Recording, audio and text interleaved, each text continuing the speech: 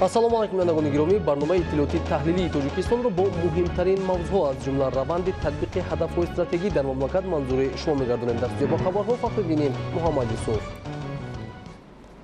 стратегияи миллии рушди ҷумҳурии тоҷикистон барои давраи то соли 2030 дар асоси муқаррароти конститутсияи ҷумҳурии тоҷикистон, қонуни ҷумҳурии тоҷикистон дар бораи дурнамоҳои давлатӣ, консепсияҳо, стратегияҳо ва барномаҳои рушди иҷтимоию иқтисодии ҷумҳурии тоҷикистон мутобиқи ҳадафҳои дарозмуҳлат ва афзалиятҳои рушди кишвар ва ба инобат гирифтани ҳадафҳои рушди устувор таҳия гардидааст. стратегияи мазкур роҳҳои асосии ноил гардидан ба пешрафти сиёсиву иқтисодӣ, иҷтимоию фарҳангии кишварро дар фаъолияти пурсамари сохтори давлатӣ ва институтҳои ҷомеаи шаҳрвандӣ муайян менамояд. шарҳи Зулфия Раҳимзода.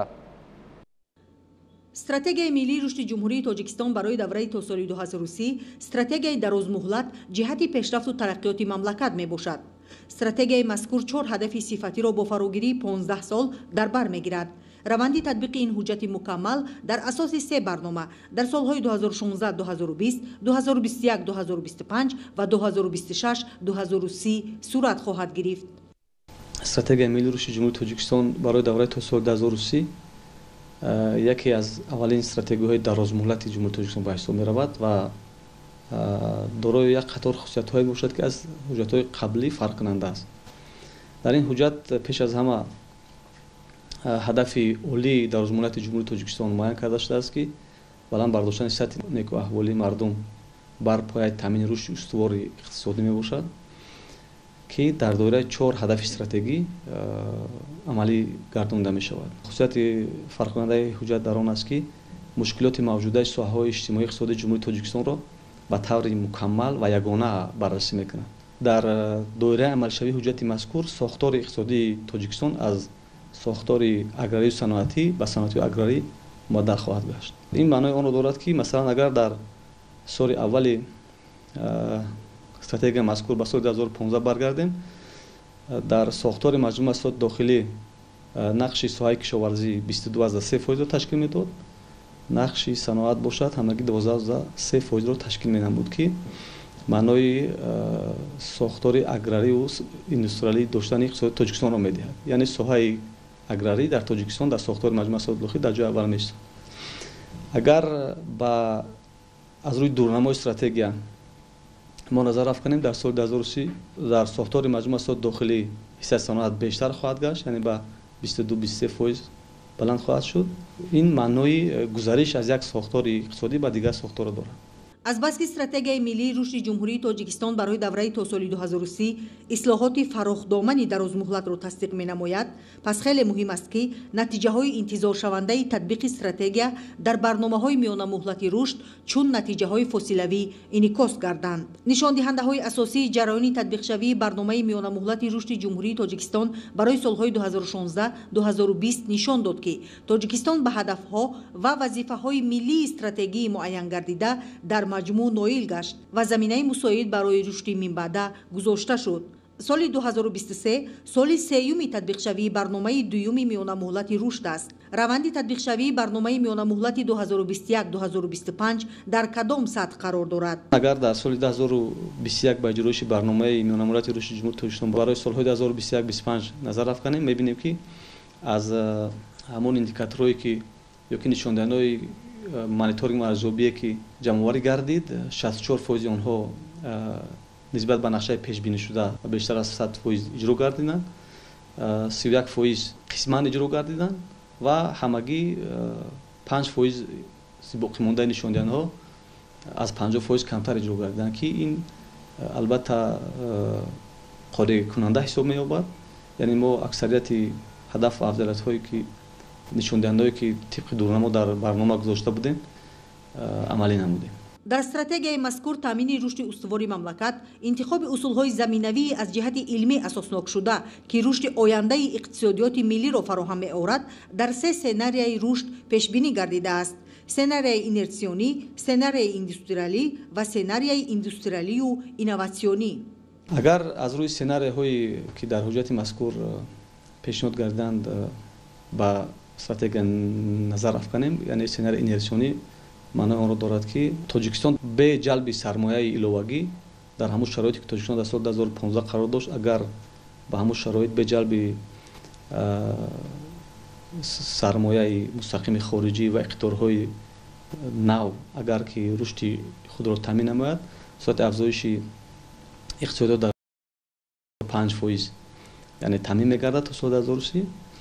агар аз рӯи сценарии индустриалӣ дар натиҷаи ба кор андохтани иқтидорҳои нав ва ба кор андохтани иқтидорҳои истеҳсолӣ дар Тоҷикистон амалӣ гардад, ин яъне сурати миёнаи иқтисодиёти кишвар 6-7% таъмин мегардад ва аз рӯи сценарияи сеюм, яъне индустриалӣ инноватсионӣ, ин сценария рушди миёнасолонаи иқтисодиёти кишварро дар доираи 8-9% таъмин менамояд. агар мо ба таҷрибаи ҳамин солҳое ки дар доираи ин стратегия қадам ниҳодем назар афканем, мо мебинем ки масалан дар 5 соли гузашта сурати миёнасолаи рушди иқтисодиёти ҷумҳурии Тоҷикистон 7.3% таъмин карда шуд ки ин нишон диҳандаи он аст ки ҳоло сурати иқтисодиёти кишвар аз рӯи сценарияи сеюм равон аст, яъне индустриалӣ инноватсионӣ.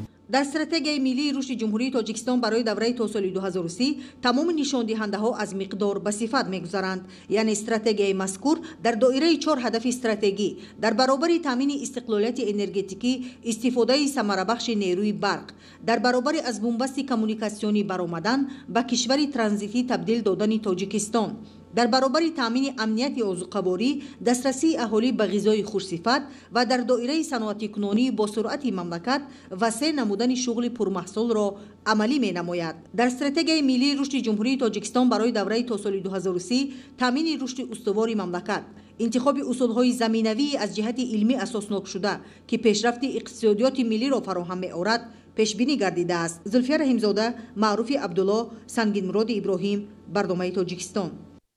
кумитаи ҳолатҳои фавқулода ба таваҷҷӯҳи сокинон ва меҳмонони кишвар мерасонад ки бино ба иттилои агентии ҳавошиносии Тоҷикистон то 18 январи соли равон дар аксари ноҳияҳои наздиккоҳӣ ва водиҳо шабона дамои ҳаво аз 17-22 то 12-17 дараҷаи хунукӣ ва рӯзона 8-13 дараҷа мегардад. дар навоҳии кӯҳӣ шабона сардӣ 22-27 ва рӯзона 10-15 дараҷа хоҳад буд. дар шарқи вилояти мухтори кӯҳистони Бадахшон сардии ҳаво шабона 38-43 ва рӯзона 27-32 дараҷа мешавад. роҳҳои мошингард ях мебанданд ки ҳаракати мошинҳоро мушкил хоҳад кард. то 16 январи соли 2023 дар ноҳияҳои кӯҳии тобеи ҷумҳурӣ, қисмати ғарбии вилояти мухтори кӯҳистони Бадахшон ва роҳҳои мошингарди Душанбе, Варзоб, Айни, Хуҷанд, Ваҳдат, Рашт, Тоҷикобод, Лахш, Душанбе, Сангвор, Шамсиддин Шоҳин, Дарвоз, Ванҷ, Хоруғ, Ишкошӣ, Мурғоб хатари лағжиши тарма ва сангу рег боқӣ мемонад. вобаста ба ин кумитаи ҳолатҳои фавқулода аз шаҳрвандон даъват мекунад ки дар ин рӯзҳо сафарҳои худро дар роҳҳои кӯҳӣ бидуни зарурати таъҷилӣ маҳдуд намуда аз корҳои кишоварзӣ, чарониндани чорво, моҳидорӣ, ғунучини ҳезум ва шикор дар манотиқи кӯҳистон худдорӣ кунанд. инчунин барои пешгирӣ аз эҳтимоли омадани сел ҷӯйборҳоро тоза намоянд. ҳангоми истифода аз бухориҳое ки бо ангиш гарм мешаванд, қоидаҳои бехатариро риоя кунанд. ҳангоми гашту гузор дар кӯчаҳо аз яхбандӣ, яхҳои овезони бомҳо худро эҳтиёт намоянд. кумитаи ҳолатҳои фавқулода аз хадамоти коммуналӣ ва соҳибони хонаҳо хоҳиш мекунад ки саривақт барои аз барф тоза кардани бому девори хонаҳои худ чораҳо андешанд. тавсия дода мешавад ки вақти истифода аз асбобҳои барқии гармкунанда қоидаҳои бехатариро риоя намоянд. бухориҳое ки бо ҳезму ангиш гарм мегарданд ҳатман назорат карда шаванд. дар ҳоли пеш омадани ин ё он ҳолати фавқулода бо рақамҳои зерин ба қисми навбатдории кумитаи ҳолатҳои фавқулода ва бахшҳои вилоятиву шаҳрӣ ва ноҳиявии он муроҷиат намоед. рақамҳои навбатдорӣ 112 221 91 19 223 13 11 93 880 28 19. бо дастрас гардидани маълумотҳо аз ҷониби агентии обуҳавошиносӣ, кумитаи ҳифзи муҳити зисти назди ҳукумати ҷумҳурии Тоҷикистон, аз ҷониби راهبریت کمیته حالات فوق‌العاده و مدافع گرجدانی نزد حکومت جمهوری تاجیکستان چاره‌های ضروری عملی گردیده و همه سرداران ریاست‌ها، شعبه‌ها و بخش‌های کمیته حالات فوق‌العاده و مدافع گرجدانی وظیفه‌دار گردیدند که نوبتداری شبانه روزی را تشکیل نموده جهت گذرانیدن کارهای پیشگیری کننده چاره‌های ضروری را عملی نمایند. در رابطه در همه منطقه‌های خوفناکی که خوف فرآمدن ترمه، یعنی که در موضعی که از معیار بارشات زیاد برف به قید گرفته شده بود، از جانب کارمندان کمیته نوبتداری شبانه روزی تشکیل گردید و همه آن وظیفه‌هایی که به عهده به آنها سپارش‌ها داده شده بودند سری وقت و با صفت بلند از اجرای وظیفه‌های خدمتی خود برآمدند. در این مسئله باز یک چیز دیگر را قید کردن ضرور است که برای گذرانیدن کارهای پیشگیری کننده و پیشگیری آفت‌های طبیعی و کاهش دادن خطر آفت‌های طبیعی تمام چاره‌های ضروری از جانب متخصصان کمیته حالات فوق‌العاده و مدافع گرجدانی نزد حکومت جمهوری تاجیکستان عملی گردیدند.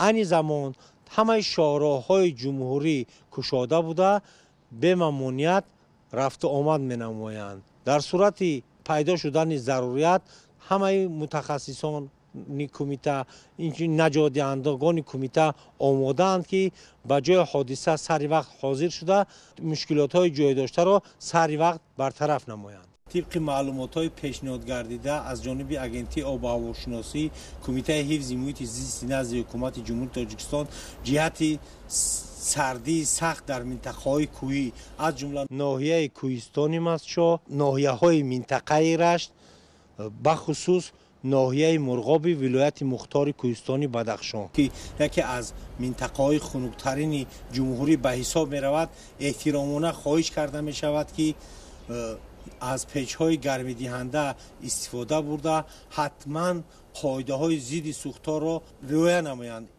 این چنین جهت نرسیدن تلفات به چارواهای خویش در چنین روزهای سرد خوراک درشت چاروا را ذخیره نموده از مواد سرغذاب که برای چاروا مقرر گردیده است استفاده نمایند. این چنین چارواهای خود را در آغلخانه‌های گرم نگاه دارند.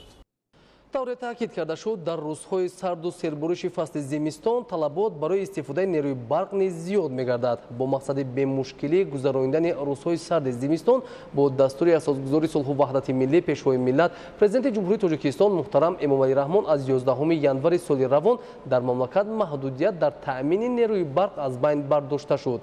شهروندان مملکت را ضرور است که در چنین شرایط در استفاده برق فرهنگ بلندی صرفه‌کاری داشته از استفاده تجهیزات برقی خودساخت و خراجات برزیاد داشته خودداری نمایند و تجهیزات کم مصرف برقی را استفاده کنند.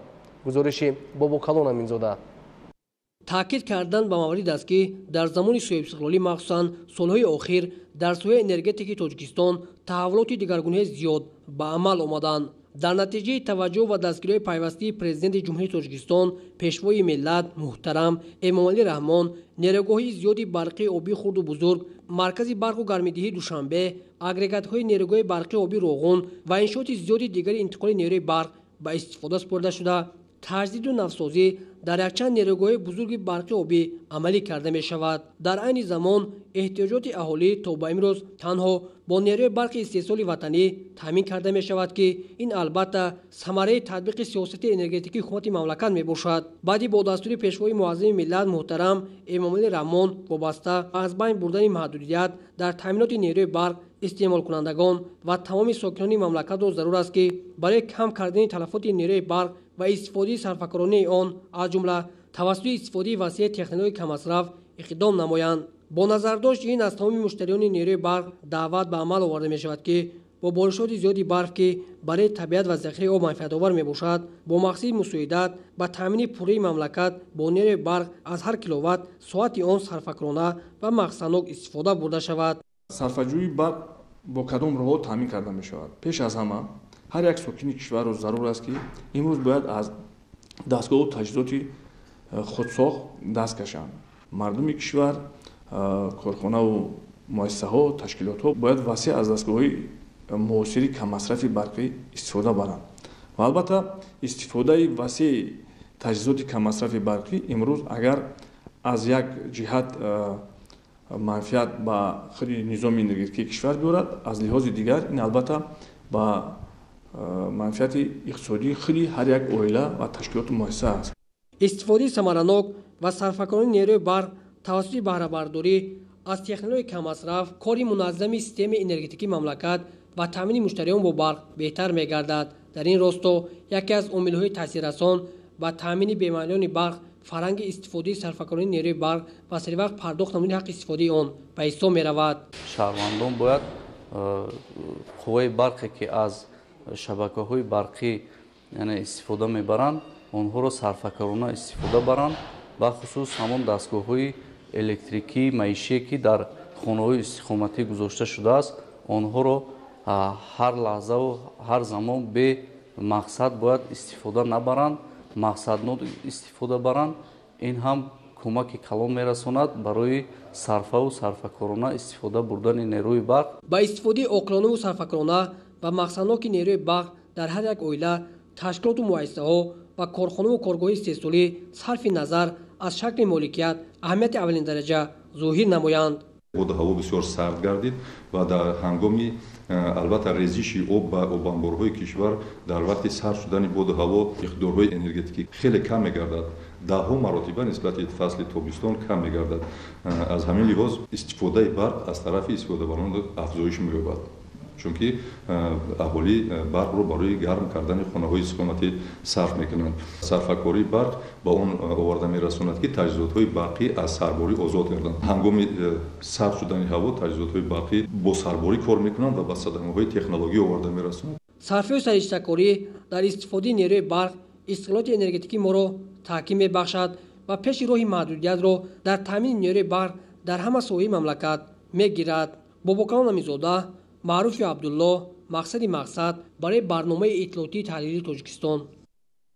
дар доираи амалисозии стратегия ва барномаҳои давлатӣ дар зарфи солҳои истиқлолият дар ҷумҳурии Тоҷикистон бо таваҷҷӯҳи махсуси ҳукумати мамлакат ҳазорҳо ҷойҳои кории доимӣ ва мавсимӣ таъсис дода шуданд, ки ба беҳбудии шароити зиндагии сокинони мамлакат нигаронида шудааст. дар заминаи дастуру ҳидоятҳои президенти ҷумҳурии Тоҷикистон пешвои миллат муҳтарам Эмомалӣ Раҳмон давоми солҳои 2022 дар миқёси вилояти мухтори Кӯҳистони Бадахшон дар асоси барномаи давлатии мусоидат ба шуғли аҳолӣ барои солҳои 2020-2022 беш аз 100 маротиба ярмаркаи ҷойҳои кории холӣ ташкил гардида. аз ҷониби филиали муассисаи давлатии маркази таълими калонсолони Тоҷикистон дар вилоят 1673 нафар ба касбомӯзӣ фаро гирифта шуда баъди гузаштани курсҳои махсус соҳиби шаҳодатномаи тахассусӣ гардиданд. шарҳи Тоҷинисои Файзлобек аз вилояти мухтори Кӯҳистони Бадахшон.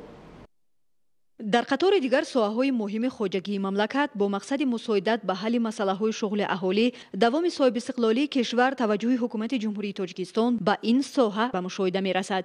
ин аст ки ҳукумати ҷумҳурии Тоҷикистон муҳайё намудани шароити зиндагии шоиста ба ҳар як сокини мамлакатро аз вазифаҳои муҳим маънидод намуда таъсиси ҷойҳои нави корӣ, рушди шуғли пурмаҳсул дар ҷумҳурии Тоҷикистон барои давраи то соли 2040 ва таҳияву татбиқ қабулу амалӣ намудани барномаҳои миёнамиллат аз тамоми имкон самаранок истифода менамоянд. дар шаҳру нояҳои вилояти мухтори Кӯҳистони Бадахшон низ ба раванди шуғлноксозии аҳолӣ эътибори махсус дода ҷиҳати амалисозии стратегия ва барномаҳои давлатӣ ҳазорҳо ҷойҳои кории доимӣ ва мавсимӣ таъсис доданд, ки ба беҳбудии шароити зиндагии сокинони вилоят нигаронида шудааст. чун дар паёми навбатӣ ба Маҷлиси олии мамлакат пешвои миллат президенти ҷумҳурии Тоҷикистон муҳтарам Эмомалӣ Раҳмон таъкид намуданд, ки муҳайё намудани шароити корӣ барои аҳолии ҷумҳурӣ ва ба шуғл фаро гирифтани шаҳрвандон аз ҳадафи муҳими меҳварии сиёсати созандаи ҳукумати мамлакат арзёбӣ мегардад, моро лозим аст ки ба ин соҳаи ҳаётан муҳим эътибори махсус диҳем.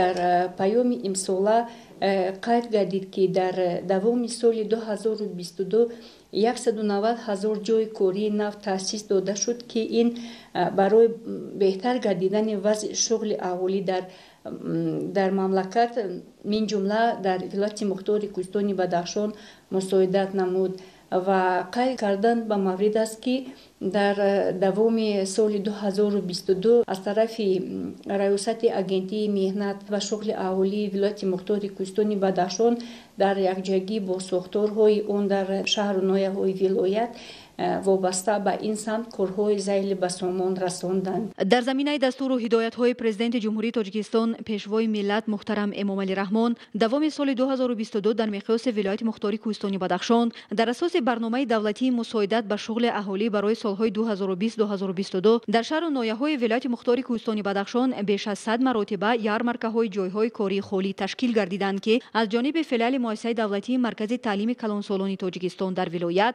1673 نفر شخصان به شغل به کسب آموزی فرا گرفته شده بعد گذشتن کورس‌های مخصوص صاحب شهادتنامه تخصصی گردیدند که این نشان داد در مقایسه با سال 2021 47% زیاد ارزیابی می‌گردد. در پیام امساله پرزیدنت مملکت پیشوای معظم ملت جناب عالی محترم امامعلی رحمان نقطه‌های اساسی که محض با کسب آموزی روانه کرده شدند سپارش‌های مشخص داده شد.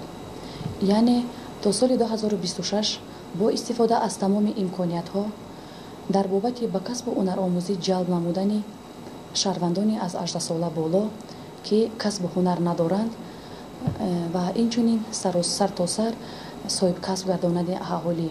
اینچنین دستور داده شد که با به بهتر گردانیدن صفت تحصیلات کسب آموزی و با آموزش و اختصاص هنرهایی که برای بازار مهنت ضروری فرا گرفتن اهالی به خصوص جوانان و زنان و بانوان. باید قید کرد که در سال 2022 فعال مرکز تعلیم کلانسالان شهر خاروغ با نمایندگی‌های خود یعنی شهروندان به شغل را به کار جلب نمودند که این هم باشد کورس‌های کوتاه مدت 2 ماه 3 ماه از قبیل بافندگی، کورس کوتاه مدت بافندگی، دوزندگی، کفشرکاری برقی و یعنی قنادی نامپزی، یعنی اون اختصاص‌هایی که مخصوصاً با اجازتنامه وزارت معارف و علم جمهوری تاجیکستان رازیگی داده شده استادند طریق همان یعنی مرکز تعلیم کلانسالان ولایت میتواند کورس‌های خود را راه اندازی نمودند. یکی از سمت‌های اساسی فعالیت ریاست اگنتی مهنت و شغل اهالی ولایت مختاری کوهستانی بدخشان در همدستی با فعال مؤسسه دولتی مرکز تعلیم کلانسالان تاجیکستان این پیش از همه به کسب آموزی فرا گرفتن شهروندان بیکار ولایت دانسته شده از جانب مسئولین توجه مخصوص به کسب و هنرهای داده می شود که بازار مهنت به آن طلبگاران زیاد دارد. در مدت کوتاه در برابر بانوان و جوان دختران بیشغل همچنین شخصان دارای نقصان‌های جسمانی نیز به کسب آموزی فرا گرفته شده صاحب شهادتنامه تخصصی گردیدند. فعال مؤسسه دولتی مرکز تعلیم کلانسالان شهر خاروغ با نماینده‌های خود در ناحیه‌های اشکاشین و مرغاب اساساً یعنی از روی 3 سمت فعالیت نموده ایستادند. این باشد سمت برنامه‌ای، سمت شهادتنامه کنونی یعنی والیداسیا و سمت خود مبلغ‌گذار. باید تذکر داد که جوان دخترانی که یعنی از سن 18 ساله بالا که خانشین هستند یا بانوانی که خانشین هستند توسط همین کورس‌های کوتاه مدت 2 ماه 3 ماه مرکز کوشش به خرج داده است که این قشر جامعه را یعنی بانوان و جوان دختران به شغل را با کسب آموزی فرا میگیرد و آنها را صاحب شهادتنامه تخصصی میگرداند. آن سیخ‌های خردی که در شهر و ناحیه‌های ولایت کار فعالیت کرده ایستادند و اساساً که در آنجا آدمان امکانیتشان که محدود هست کار فعالیت نمودند آنها را هم با یعنی والیداسیا کنونی به شهادتنامه کنونی جلب نمودیم و آنها را هم صاحب شهادتنامه تخصصی گرداندیم. با مقصد مساعدت به حل مسئله‌های شغل اهالی پیوسته در دیگر ناحیه‌های ولایت نیز یارمارکه‌های جایهای کاری خالی و کورس‌های کوتاه مدت برگزار گردیدند که به بهبودی نیکوحوالی مردم در سمت جلب آنها به کارهای مزناک جمعیتی و شغل پرمحصول مساعدت خوب نموده کارجویان امکانیت پیدا نمودند در داخل جمهوری و بیرون از مملکت صاحب جای کاری و درآمد پولی و بهبودی زندگی عائلوی گردند. تا سال 2026 با استفاده از تمام امکانیت‌ها در بابت به کسب هنرآموزی جلب کردن شهروندان از 18 ساله بالا که کسب و هنر ندارند و سراسر صاحب کسب گرداندن اهالی مسئولین در ولایت مختاری کوهستانی بدخشان کوشش نموده ایستادند که دوام سال 2023 جهت مساعدت به تامین اهالی به شغل با کسب و هنر تدبیرهای ضروری اندیشیده در مقایسه با نشانداد پیام نوبتی کارهای نظررس را به سامان رسانند. تاج نسای فیض‌الله بیگ مبارک شاه رستم برای برنامه اطلاعاتی تحلیلی تاجیکستان از ولایت مختاری کوهستانی بدخشان. рақамикунонии соҳаи иқтисоди миллӣ ва вусъатбахшии раванди амалӣ намудани ҳукумати электронӣ. Ин ҳадаф бо мақсади таҳкими асосҳои институтсионалии иқтисоди рақамӣ, рушди инфраструктураи иттилоотиву коммуникатсионӣ дар тамоми қаламрави мамлакат пеш гирифта шудааст. бо дар назардошти ин имрӯз дар ҷумҳурӣ тадбирҳое роҳандозӣ мешаванд ки дар раванди татбиқи ҳукумати электронӣ аҳамияти хос дошта пешрафт, аз ҷумла фаъолияти ҳар фарди ҷомеаро мутобиқ ба талаботи ҷаҳони муосир осону қулай мегардонад. гузориши Манушери Сулаймон ва Меҳрӯзи Ҷумъа. тараққиёти босуръат бо таҳаввули нав ба нав инак тақозои ҳамқадамӣ бо замони оҷилият ва ҳамоҳангист. дар ин раванд бояд низом ва тартиб низ такмил дода шавад, зеро рушду пешрафти тамоми соҳаҳо бе технологияи муосир ғайриимкон аст. ҷумҳурии Тоҷикистон бо пешоҳангӣ аллакай шинохта шудааст. дар раванди ҷаҳонишавӣ имрӯз мамлакати мо низ дастовардҳои хос дошта, бо назардошти рушди устувори иқтисодиву иҷтимоӣ, аз ҷумла муҳайё сохтани имконоти боз ҳам бештару хубтари зист барои аҳолӣ тадбирҳои муассирро роҳандозӣ менамояд. ҳукумати электронӣ пеш аз ҳама ҳукумати кушоду равшане аст ки ба мардум имконият медиҳад ки бевосита бе иштироки шахси сеюм бевосита дастрасӣ пайдо кунад ба хадамоти давлатӣ. пеш аз ҳама дар самтҳои маориф, тандурустӣ, иҷтимоиёт, андоз ва дигар самтҳо аст ки дар ин ҷо омилҳои инсониро пурра аз байн бурда боварии мардумро ба хизмати давлатӣ, ба хадамоти давлатӣ зиёд мегардонад. инак ҳадафҳо дар самти татбиқи ҳукумати электронӣ ин тасмим бо мақсади мукаммалгардонии кору хизматрасониҳо пеш гирифта шуда, дар як вақт амалӣ кардани амалҳои заруриро таъмин менамояд, ки вақт ва ҳам хароҷотро коҳиш медиҳад. яке аз дастовардҳое ки мо дар самти татбиқи ҳукумати электронӣ имрӯз дорем, ин хизматрасониҳо дар самти андоз мебошад. агар мо назар кунем пештар барои ба расмиятдарорӣ ё ин ки ба қайдгирӣ, тиҷорат ва дигар гуна фаъолиятҳои хизматӣ дар кумитаи андоз чӣ қадар вақти зиёд сарф мешуд, чӣ қадар масалан танбашавӣ дар он ҷо дида мешуд ва вақте ки масалан хизматрасонии электронӣ дар заминаи татбиқи ҳукумати электронӣ дар ин сохтор яъне ки ҷорӣ шуд, имрӯз бо пахши як тугма мо метавонем ки тамоми амалиётҳои худро бе ҳузур ба масалан мақомоти андоз анҷом диҳем ки ин барои сарфаи вақт ва маблағ бениҳоят мусоид аст. дар шароити рушди босуботи иқтисодиву иҷтимоӣ ва пешрафти технологиву коммуникатсионӣ дар ҷумҳурии мо низ пардохти электронии хизматрасониҳо дар тамоми бахшҳо, хосан низоми бонкӣ, дастрасӣ ба барқу пардохти ҳаққи истифодаи он, харидҳои иҷтимоӣ ва ғайраҳо имконпазир гардида, шароити имконотро боз ҳам шаффофу осон мегардонад. аз ҷумла барои дастрасӣ ба имконоти муосир ва ҳарчи зудтар татбиқ намудани ҳадафҳои пешгузошташуда ки рушди иҷтимоиро таъмин хоҳад кард, натиҷаҳо назаррасанд. тиҷорати электронӣ имкониятҳои хуб дорад, хусусиятҳои худашро дорад, намудҳои худашро дорад ва яке аз имкониятҳои хуби ҳамин аз байн бурдани миёнаравон, шахсоне ки шаффоф метавонанд ба воситаи тиҷорати электронӣ байни истеҳсолкунанда ва истеъмолкунанда хариду фурӯш анҷом меёбад. консепсия ва барномаҳои мукаммал дар мамлакат баҳри инкишофи муносибатҳои ҷамъиятӣ ва содаву осонгардонии имконот барои шаҳрвандон роҳандозӣ аз ҷумла татбиқ мешавад. ҳадаф аз он гузариш ба стандартҳои ҳамқадами замон ва усулҳои нави кору муносибатҳо тариқи технологияи иттилоотиву коммуникатсионист. имрӯз барои ташаккули низоми мукаммали ҳукумати электронӣ дар ҷумҳурии Тоҷикистон дар асоси технологияҳои иттилоотии муосир бо эътимод ва бехатар марҳила ба марҳила гузаштан ба шаклҳои электронии мубодилаи маълумотҳо, рушди соҳаи хизматрасонии иттилоотӣ, ҳалли масъалаҳои ҳамкории низоми иттилоотии мақомоти давлатӣ, татбиқи лоиҳаҳо оид ба таъсиси марказҳо, пешкаш намудани хизматрасониҳои давлатӣ аз рӯи усули равзанаи ягона, бо роҳи баланд бардоштани ихтисоси кормандон, истифодаи имзои рақамии электронӣ ва се намудани хизматрасониҳои асосии иҷтимоӣ барои аҳолӣ хеле муҳим мебошад. барои ноил гардидан ба татбиқи пурраи ҳукумати электронӣ мебояд ки фарҳанги ҳуқуқӣ ва фарҳанги иттилоотии ҷомеаро баланд бардошт ва дар ин замина боварии мардумро ба низомҳои нави электронӣ, махсусан ҳукумати электронӣ гуфтем, бояд мо яъне ки ба даст орем. вақти мардум ба ин чиз бовар мекунанд ва мо метавонем ҳар чиз зудтар ба ҳадафҳои дар пеш гузоштаи худ расем. ҳамин тавр гузариш ба ҳукумати электронӣ чун яке аз асосҳои давлати иҷтимоӣ ва воситаи муносибати таъмини ҳуқуқии давлати муосир арзёбӣ мешавад. татбиқи ҳукумати электронӣ раванд ва иҷрои амалҳоро дар низоми давлатдорӣ сифатан беҳтар намуда, با شفافیت سطح پیشرفت و درجه ترقیات را تحکیم می‌بخشد. منوچهر سلیمان، مهروز جمعه، برنامه تحلیلی و اطلاعاتی تاجیکستان. در ولایت سوخت برای سریع تازه نمودن زهبور و زهکش‌ها، شبکه‌های آبرسان و تعمیر و تجدید پایگاه‌های برقی آبکشی تدبیرهای ضروری عملی می‌شوند. سال 2022 برای تامین خوجگی‌های کشاورزی با آب پولزی در پایگاه آبکشی سامغور یکی ناحیه بابوجان غفورов در 2 اگریگات محرک‌های نو وصل و نصب کرده شد و امسال نیز خریداری باز 2 محرک نوی دیگر در نقشه است.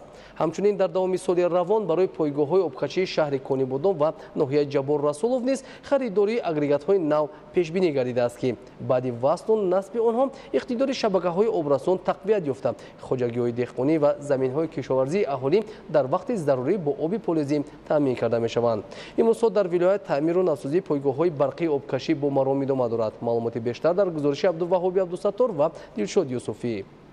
در بعضی از شهر و ناحیه‌های ولایت سوخت تامین آب پولزی به خوجگی‌های دهقانی و زمین‌های کشاورزی اهالی از وضع و حالت پایگاه‌های آبکشی وابستگی زیاد دارد. با مقصد تامین پوره خوجگیداران با آب پولزی در دوام سال 2023 از جانب اگنتی بهداشت زمین و آبیاری نزد حکومت جمهوری تاجیکستان و دستگیری مقامات اجرایی حاکمیت دولتی ولایت سوخت کارهای آماده‌سازی شبکه‌های آبرسان از جمله تعمیر قسم‌های احتیاطی اگریگات‌های پایگاه‌های آبکشی طبق نقشه براه مانده شده برای فعالیت منتظم انشاءات ایریگاسیونی دستگاه و تجهیزات زمانوی خریداری کرده می شود. در شهر کونیبودان که زیاده از 7000 گکتار زمین‌های کورم طریق پایگاه‌های آبکشی برقی با آب پولزی تامین کرده می شوند، در سال 2023 با دستگیری مقامات اجرایی حاکمیت دولتی ولایت سوخت خریداری 2 اگریگات نو به نقشه گرفته شده است. حالا باشد تعمیر اگریگات‌ها در کلانترین انشاءات تامین آب پولزی پایگاه آبکشی محرم 1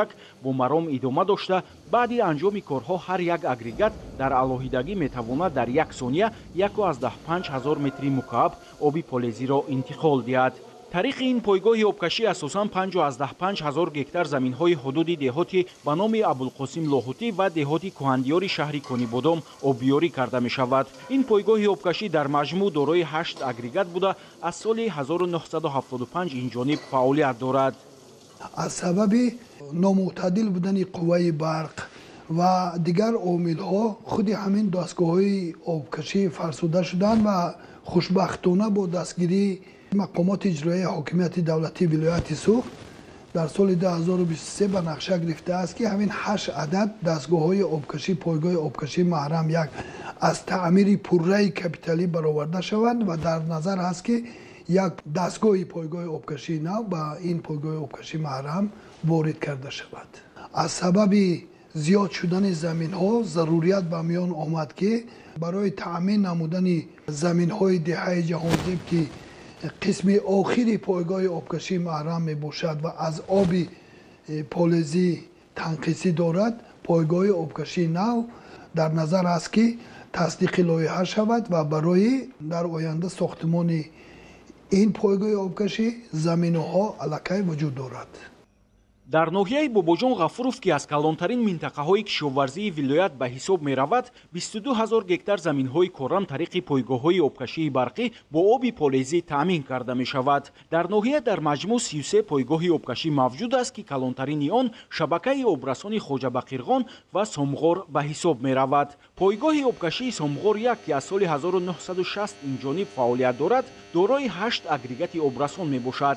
توسط این پایگاه قسمی زیادی زمین‌های ناحیه بابوجان غفورов از جمله دهاتی به نام ددابای خولماتوف و دهاتی به نام اسماعیل حمزعلیف آبیاری گردیده برای تعمیر و آماده‌سازی آن به موسم کشت و کار همساله مبلغ‌های ضروری صرف کرده می‌شود. سال گذشته با دستگیری مقامات اجرایی حاکمیت دولتی ولایت سوخت جهتی بهتر نمودن وضع آبرسانی برای پایگاه آبکشی سامغور 1 2 محرک نوی اگریگات خریداری کرده شد و حالا متخصصان اداره دولتی بهداشت زمین و آبیاری ناحیه کارهای مربوط به وصل و نصب تجهیزات را با سطح و صفت بلند اجرا میکنند.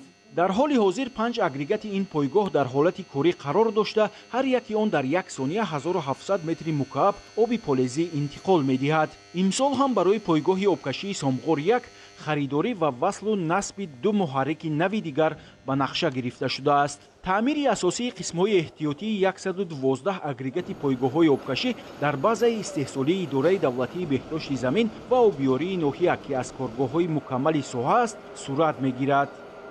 باید قید نمود که در اداره دولتی بهداشت زمین و آبیاری ناحیه تعمیر پایگاه آبکشی 65% تامین کرده شده. برای موسم آبیاری سال 2023 آماده کرده شده ایستاده است. در موسم سال 2022 2 عدد محرک برقی 2000 کیلووات خریداری کرده نصب و وصل کردیم که آبرسانی به خواجگاه دهقانی از طرف اداره دولتی بهداشت زمین و آبیاری خیلی بهتر شد. این حال تعمیر چرخ‌های کاری، تعمیر محرک ها و دیگر قسم‌های احتیاطی که به اگریگات ها موجود است ما اینها را کاربری کرده در قطعه های تعمیر تکنیک‌های مکانیکی و تعمیر تکنیک‌های الکتریکی اداره یعنی که کارها رفته ایستاده است. پایگاه آبکشی دهمای 1 سالهای 60 قرن گذشته در مجرای دریای سیر بنیاد شده 6 اگریگات آن نیاز به تعمیر پوره پیدا کرده 2 اگریگات دیگر عموما فعالیت نمی‌کرد. از این سبب در سمت آبیاری زمین‌های کشاورزی در دهات دهمای گلخانه، سامانیان، غولک‌انداز اینچنین قسماً زمین‌های حدود دهات حیات نو مشکلی پیش می‌آمد. با دستگیری حکومت مملکت سال 2020 پایگاه آبکشی پوره تعمیر و تجدید گردیده محرک و دستگاه‌های نو نصب کرده شده است که توسط پایگاه آبکشی دهمای 1 7885 گکتار زمین کشاورزی در ناحیه جبار رسولوف با آب پلیزی تامین کرده می شود. در مجموع در ناحیه جبار رسولوف 9 پایگاه آبکشی موجود بوده. امسال تعمیر 28 اگریگات به نقشه گرفته شده است.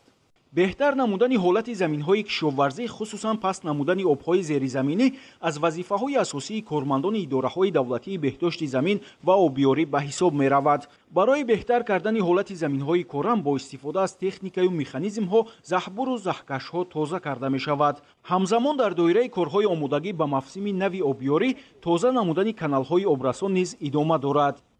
در حدود شهر کنیبادام زیاده از 75 کیلومتر زبورهای بین خواجگی و زیاده از 350 کیلومتر زبورهای داخل خواجگی موجود هستند. از طرف خود اداره دولتی بهداشت زمین همه ساله زیاده از 1080 گکتار زمین به نقشه گرفته می شود که باید وضع ملیارتیوی این زمین ها خوب گردانیده شود و مشکلی گویم وجود دارد.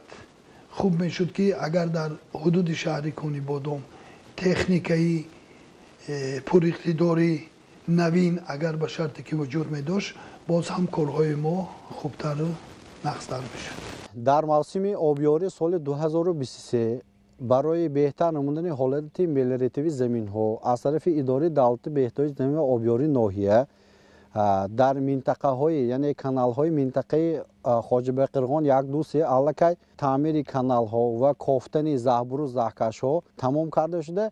این حال ما در منطقه سامغار و دیگر منطقه های حدودی ناحیه کارها آغاز کردیم و کارها در این سمت ادامه دارد. در مجموع اجرای کارهای مربوط به تعمیر پایگاه‌های آبکشی و تازه نمودن انشاءات ایریگاسیونی در شهر و ناحیه‌های ولایت تا آخر ماه مارس سال روان ادامه می‌یابد. با تاکید متخصصان ساحه انجام تدبیرهای ضروری در این سمت امکانیت فراهم می‌آورد که در ولایت سوخت وضع تامین با آب پلیزی بهتر گردد. ҳавои сарди зимистон тибқи пешгӯии маркази обу ҳавошиносони ҷумҳурии тоҷикистон чанд рӯзи дигар идома меёбад. боришҳо ва то 20 дараҷа хунук шудани ҳаво то чӣ андоза омода будани ниҳодҳои иҷтимоӣ, коммуникатсионӣ ва бахши чорводориро маълум кард.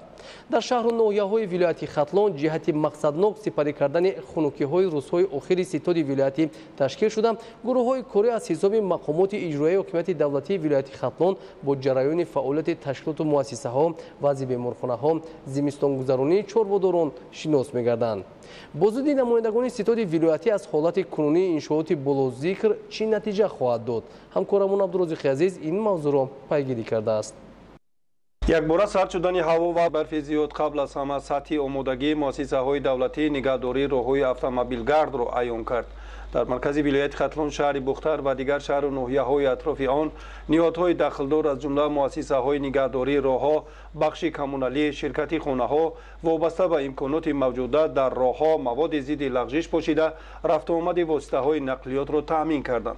با دستور مقامات اجرایی حکومت دولتی ولایت خطلون از حساب کارمندان تشکیلات و مؤسسه‌های گوناگون ستاد ولایتی تشکیل کرده شده. اعضایان گروه ستاد از بعضی بیمارخانه‌ها، مرکزهای سلامتی، دوره زمستانگذرانی، چاروا و دیگر تشکیلات و کارخانه‌ها شناسایی نمودند.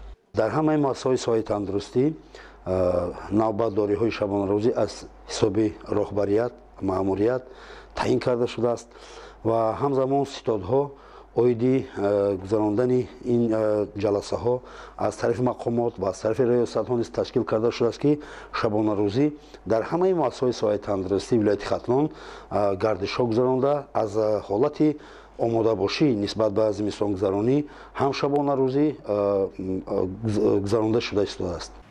آمودگی به دوره زمستان طبق قرار حکومت جمهوری تاجیکستان هنوز از ماه می سال 2022 آغاز گردیده بود. با دستور حکومت جمهوری تاجیکستان دوره تعطیل زمستانه مکتبچگان با نظرداشت خنک شدن هوا تا تاریخ 20 ینور اضافه کرده شد. اکنون توجه به سمت تندرستی مخصوصا تامین حرارت معتدل حجره‌های طبابتی بیمارخانه‌ها و دیگر انشاءات ساحه مسئله مهم باقی میماند. گروه کاری در بیمارخانه ولایتی به نام بوری واحدوف بیمارخانه‌های ناحیه‌های کوشانیان، وخش و دوستی مشاهده کردند که در همه شفاخانه‌ها حرارت خوب حجره‌ها تامین کرده شده. مریضان در این روزهای سردی هیچ گونه مشکلی را احساس نمی‌کنند. در ناحیه‌های دوستی و وخش و کوشانیان ذخیره محصولات و تامین بیماران با غذای گرم امکانات مساعد دارند. سردی هوا می تواند به باغ و تاکزار نیز تاثیر منفی رساند. در همین زمینه هستند عامل‌هایی که جهت سرما نزدن درختان مساعدت می‌کنند. دود دادن نهال درختان را در جماعت شهرک جلیکول ناحیه دوستی مشاهده کردیم.